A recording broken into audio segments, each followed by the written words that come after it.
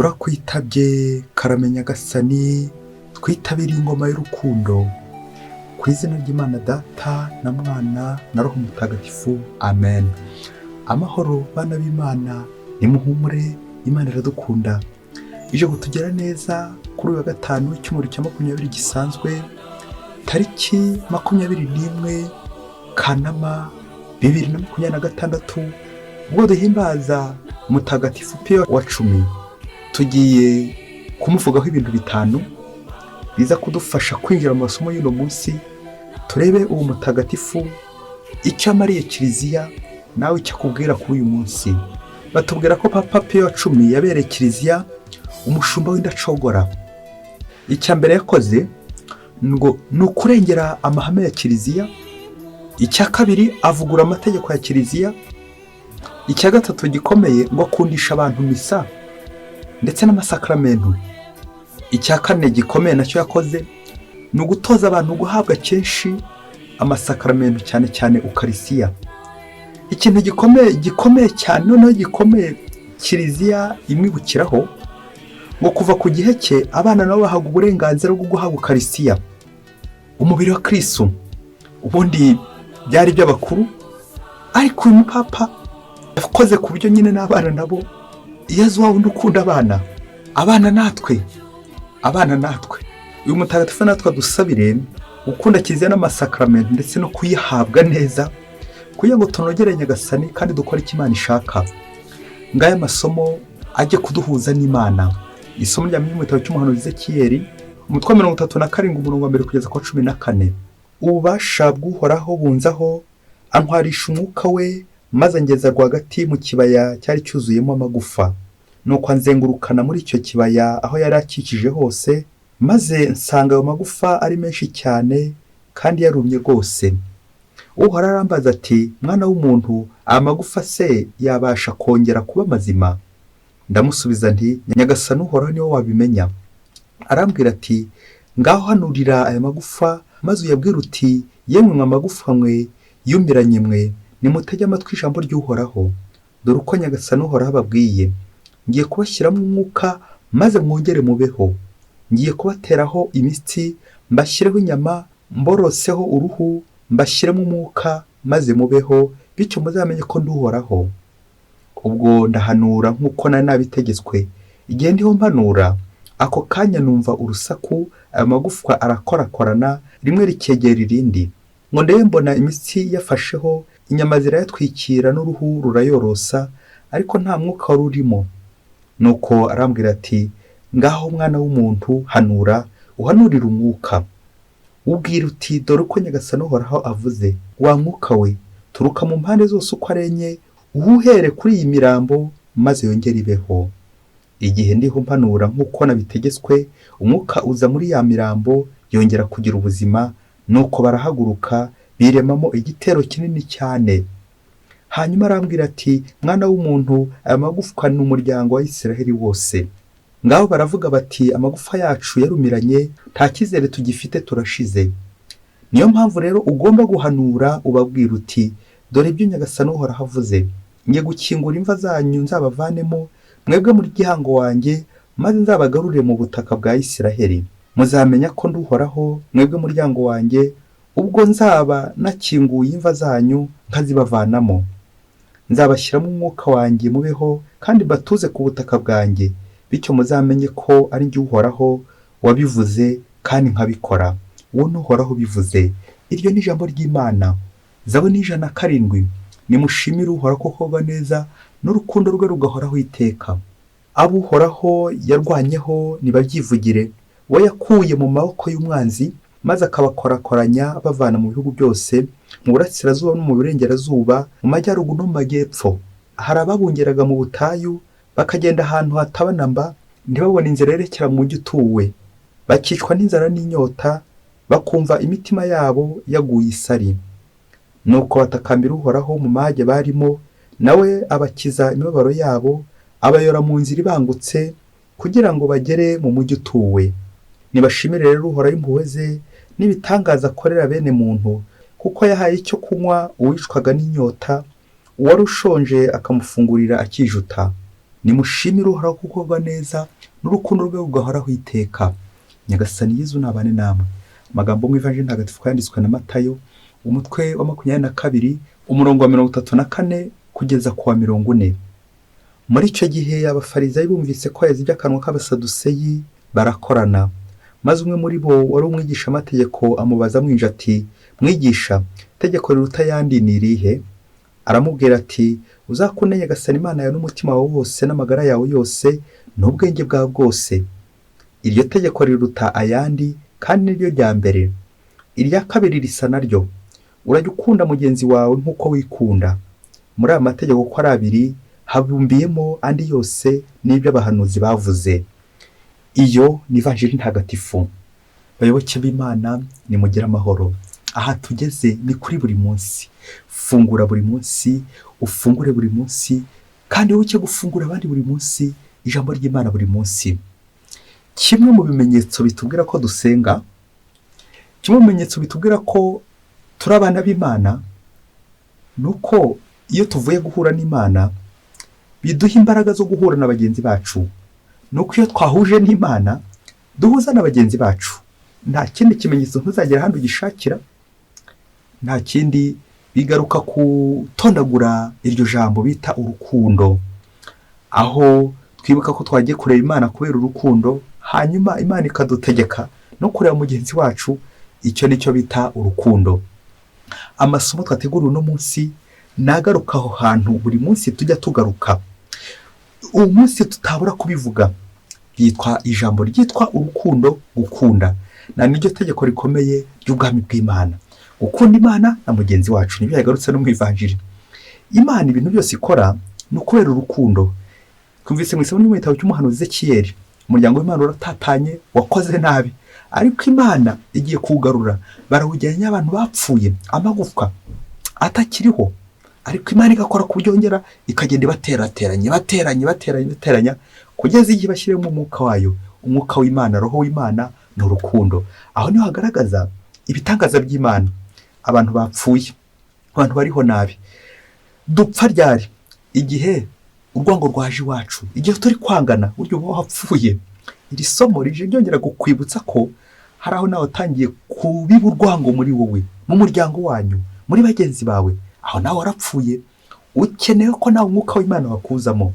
Buryo umuntu wese udafite umwuka w'Imana, ikimuranga n'iki? Ni urwango.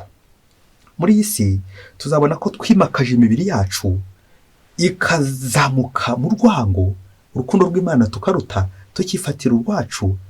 Kubera iki? Kwabuze umwuka w'Imana. Iyo nta mwuka w'Imana ufite, niyo ingeso mbi zose zishamikira irari ry'umubiri, niyo ingeso mbi zishamikira urwango n'ibindi byinshi cyane bizitira urukundo rw'Imana, bikaza kurangira natwe turangiye. Kubera iki? Imibiri yacu twayeguriye Sekibi, imibiri yacu twayeguriye urwango, none koko urukundo rw'Imana rwa mugenzi wacu bikaba birarangiye. Ivanjiri uno munsi neza iragaruka kuri icyo kintu gikomeye cyane, itegeko ry'urukundo, gukunda Imana mugenzi wacu. Ubwo abigisha amategeko bari kuza bigenza babaza Yezu, itegeko riruta ayandi ni irihe? Twumvise ko Yezu amusubije, ukunda Imana no gukunda mugenzi wacu.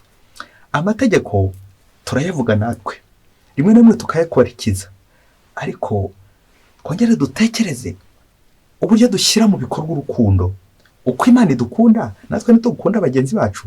Ese niba urukundo koko ari urwigaruka, ari urugenda rugaruka, natwe dukunda Imana nk'uko Imana idukunda? Nyagasani uzi ko tutabishobora, uzi ko urukundo rwanjye ari ruke, uzi ko ukwemera kwanjye ari guke, nyongerera ukwemera, nyongera kugukunda. Aka kanya turaza kwibanda cyane cyane uburyo dukunda Imana n'uburyo dukunda mugenzi wacu, uburyo dushyira mu mategeko iryo tegeko ry'urukundo.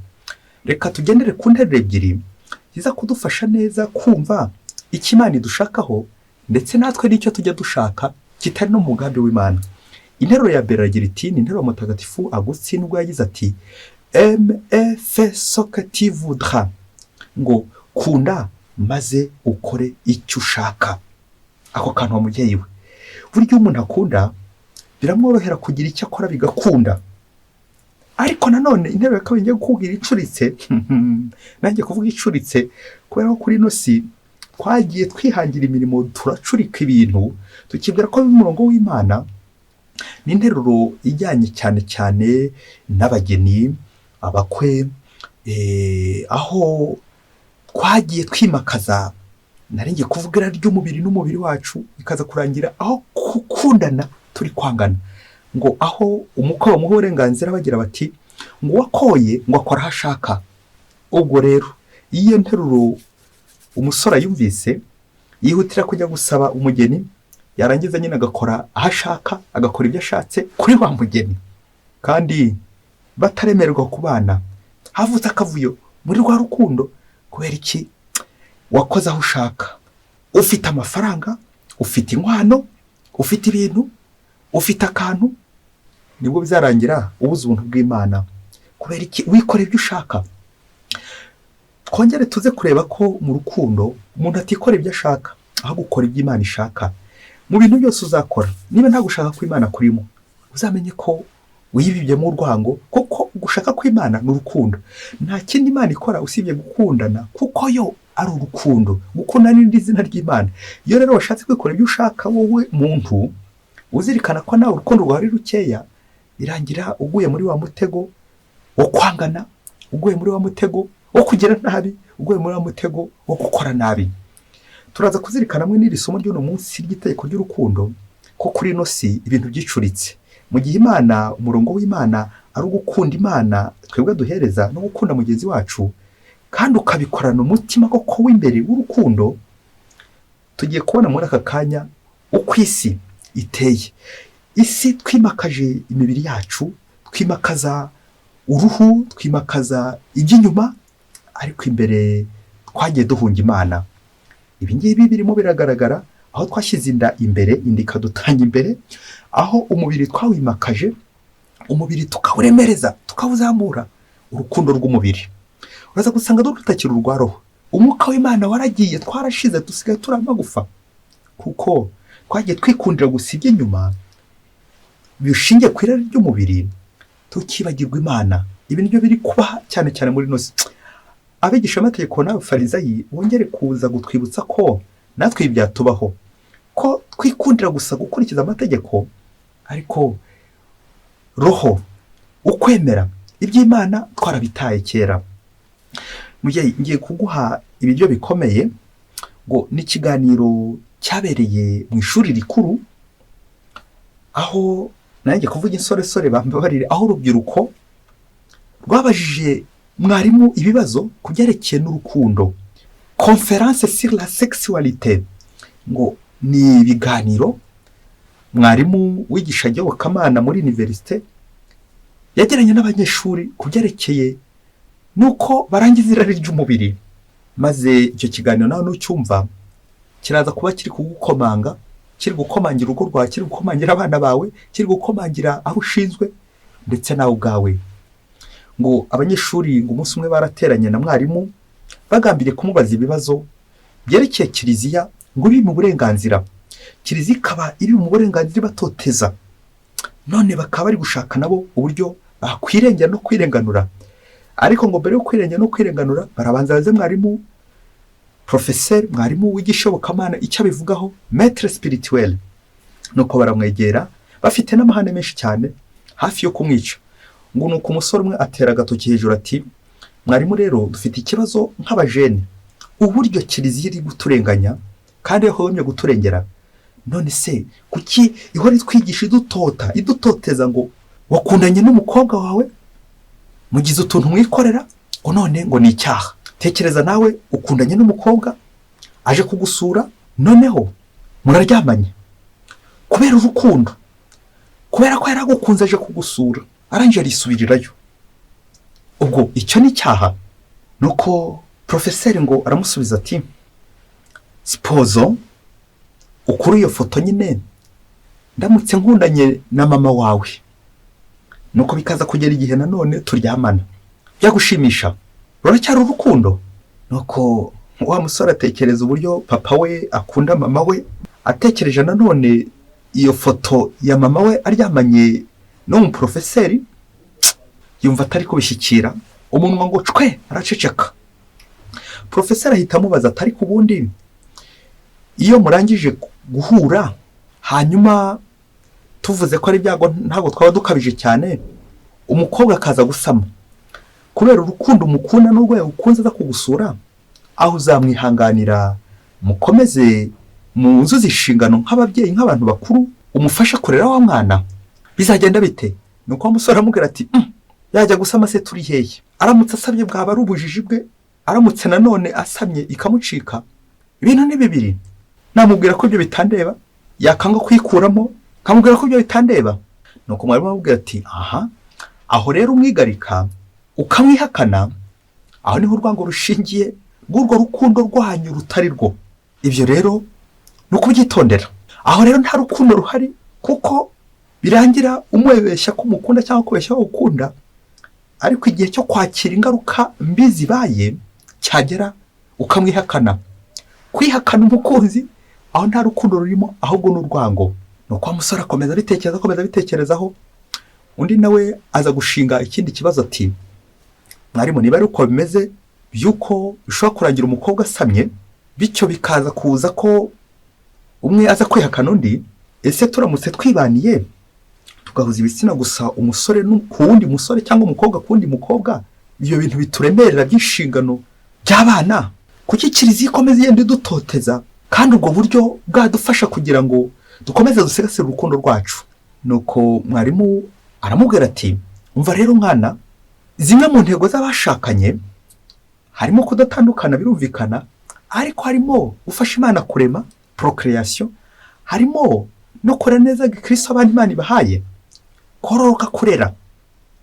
Hanyuma se urumva nimubana muhuje ibitsina muri babiri, umugabo ku mugabo, umugore ku mugore, umukobwa ku mukobwa, umusore ku musore, hanyuma se za nshingano z'abashakanye muzazuza mute? Bya bindi Imana itegeka abashakanye muzabikora mute?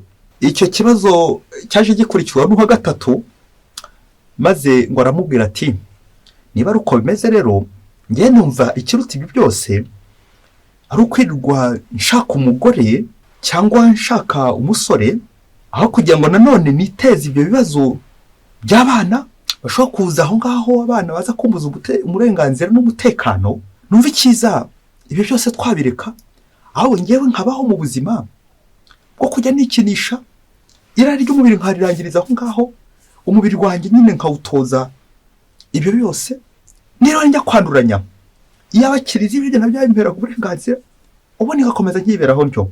Nuko mwarimu ngo aramubwira ati umva rero, ibyo noneho ni ibintu bibi cyane, la masturbation, kubera ko umenyereza umubiri wawe ari rwa rukundo ntarwo ukiba ugifite, ahubwo umubiri wawe wibagiwe ko ari ngororero mutagatifu, utagomba gukoreraho ubufindo, utagomba kurangirizaho ibyifuzo by'umubiri, ahubwo umubiri wagomba kuba nyine utambukamo umwuka w'Imana. Ibyo rero bitabigezeho nibwo birangira ushobora kwikoraho ibyo bintu byose bitari byiza. Ibyo wita urukundo wimuriye muri wowe, icyo nicyo bita nyine kwikunda, bisoza nabi, bisoza wiyahuye. Kuko umuntu wese wikunda arihugiraho, igihe kikazagera kwiheba neza kibura, nibwo wumva abantu biyahuye. Aho rero izo ni ingaruka mbi z'ibyo twita urukundo, bikajyana n'ubwo wowe nta n'undi wongeye gukunda, ahubwo usigaye wikunda, nibwo birangira mu kwiyahura. Kwiheba turanye na kwiyahura, ntuze kumbaza niba barasobanukiwe n'uburenganzira bwabo, nibyo kiliziya babuza, nibyo bategeka. Bishoboke ko na n'ubu bakiri kwibaza babajene uko bakwitwara imbere y'ibyo bari kwita urukundo. Bayoboke b'Imana, Yesu Kristo akuzwe. Ngaho iyi si iri kugana, nanjye kuvuga mu rwobo abantu benshi, aho twimuriye urukundo mu rukundo rw'umubiri, la sexualité, kurangiza ibyifuzo by'umubiri. Aho tuze ko njya kwibuka rya somo twasomye mu isomo rya mbere ryo mu gitabo cy'umuhanuzi Ezekiyeli, umwuka w'Imana ukuzamo ryari? Umwuka w'Imana ukuzamo igihe cyose nanone umubiri wawe utari kwikoreramo ibibi, utari kuwushotora, utari kuwujyana ikuzimu, kuko imibiri yacu ari ingoro ya Roho Mutagatifu. Igihe cyose wemeye ukarwanya irari ry'umubiri, rya rindi rituma ko umwuka w'Imana utinjira muri wowe, aho niho urukundo rushingiye. Urakunda umubiri wawe, ngaho abantu benshi turi gutsindirwa, kuko twibwira ko urukundo ari ukwikunda n'ibindi byinshi cyane. Ngizo za deviation ubwo butinganyi, uko kwikinisha n'ibindi byinshi cyane bituma urukundo rw'Imana rwarakamye muri twebwe. Umuntu wese wagendeye muri izi ngeso mbi zo kwinezeza ku mubiri, kwishimisha, urukundo rw'Imana ruba rwazimye. Dusabe Nyagasani kugira ngo natwe atwongereremo urukundo, kuko tugeze ahabi turi kwikunda bikabije ngo n'uburenganzira bwacu.